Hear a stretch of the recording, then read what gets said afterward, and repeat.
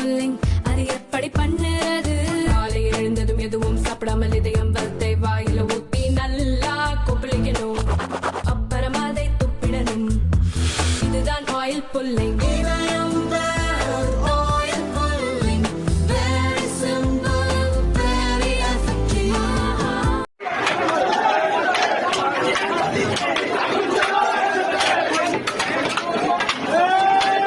வங்கதேசத்தில் கடந்த ஆண்டு நடைபெற்ற மாணவர் போராட்டம் வன்முறையாக மாறியதால் பிரதமராக இருந்த அவாமி லீக் கட்சித் தலைவர் ஷேக் ஹசீனா நாட்டை விட்டு வெளியேறி இந்தியாவுக்கு வந்தார்.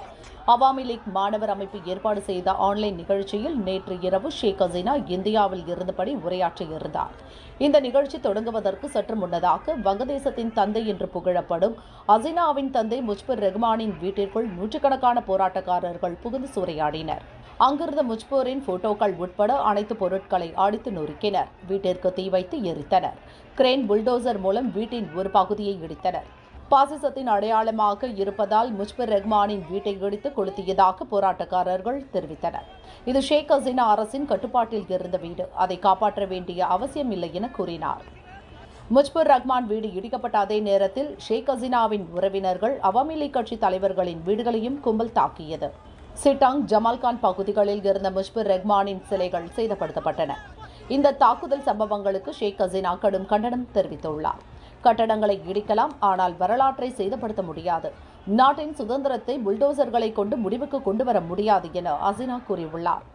வங்கதேசத்தின் தந்தை என போற்றப்படும் முஜ்புர் ரஹ்மான் 1961 2 அறை கொண்ட இந்த வீட்டில் வசித்தார். பின்னர் அது விஸ்தரிக்கப்பட்டது. 1975 ஆகஸ்டில் அவர் இதே வீட்டில்தான் குடும்பத்துடன் சுட்டுக் கொல்லப்பட்டார். அப்போது மகள் ஷேக் ஹசீனா வெளிநாட்டில் இருந்ததால் உயிர் தப்பினார். வங்கதேச சுதந்திர போராட்டத்திற்கான பல முடிவுகள் முஜ்புர் வீட்டில் இருந்து எடுக்கப்பட்டன. 1971 வங்கதேச விடுதலைக்கு பின் அதிபரான முஜ்புர் ரஹ்மான் பல முக்கிய முடிவுகளை இந்த வீட்டில்தான் எடுத்தார். அதன்பின் 1994 ஆகஸ்டில் முஜ்புர் ரஹ்மானின் வீடு அருங்காட்சியகமாக மாற்றப்பட்டது. வங்கதேசத்தின் நினைவு சின்னமாக இருந்த வீடு இப்போது கலவரக்காரர்களால் சூறையாடப்பட்டு இடிக்கப்பட்டுள்ளது.